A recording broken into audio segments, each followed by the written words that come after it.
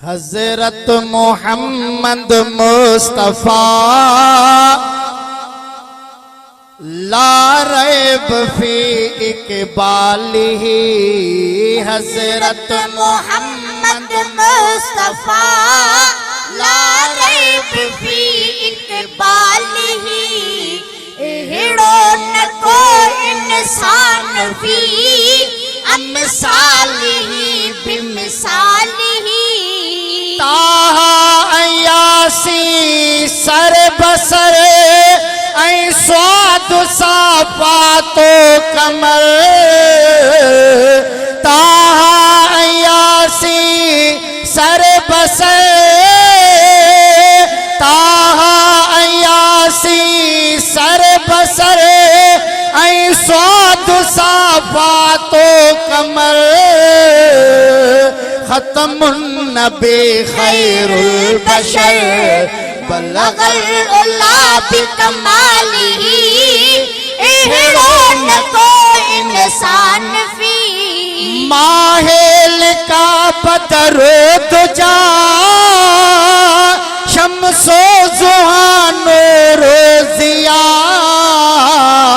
माहेल का बदरो दुजा शम्सो जुहानो रोजिया।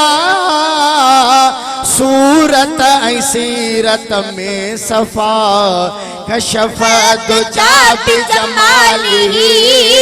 एहड़ो न को इंसान फी बहरे अता अबरे सखा आईने वफा ओ दिल रुबा।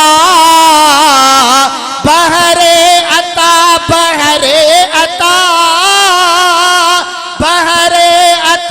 अबरे सखा आईने वफा ओ दिल रुबा।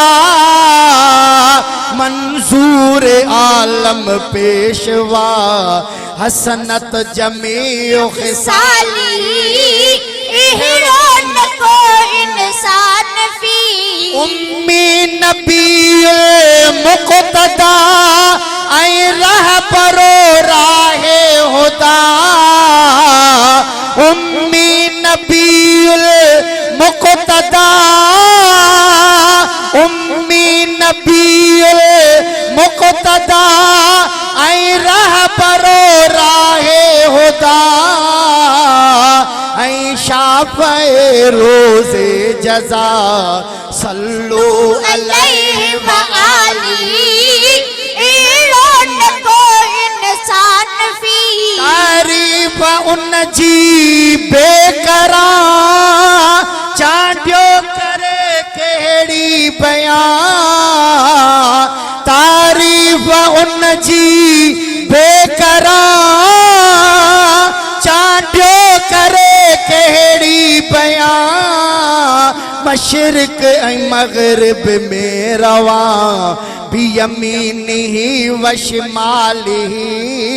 एहड़ो न को इंसान फी खुशबू हिन गुल जी सना पाणे खिड़े थी जा बजा।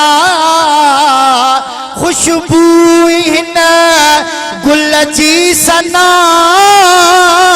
पाणे खिड़े थी जा बजा। छा अब्द खां थींदी अदा बिकियासी व ख़यालिही।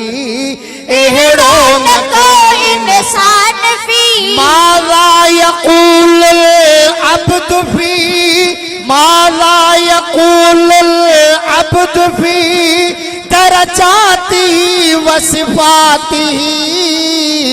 ला शिबह लहू फी ज़ातिही हायं व मीमुम दालिही। हज़रत मोहम्मद मुस्तफा ला रैब फी इकबालिही। एहड़ो न को इंसान फी अमसालिही बिमिसालिही। हज़रत मोहम्मद मुस्तफा